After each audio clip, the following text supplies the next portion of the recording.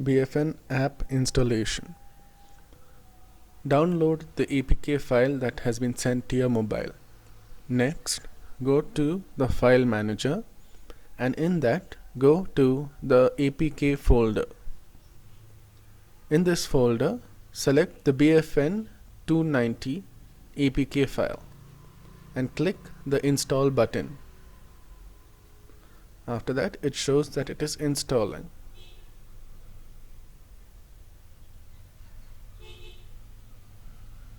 After it has installed, minimize it and go to your mobile settings. In this, go to installed apps and then in the search option type BareFoot Nurse.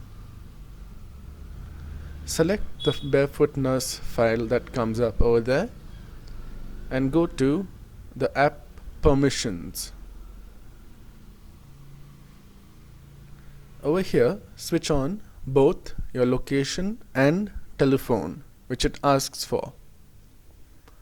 After this, you can minimize it, go to the pull down menu and press and click the GPS. So switch on your location and set it to high accuracy so that it will work.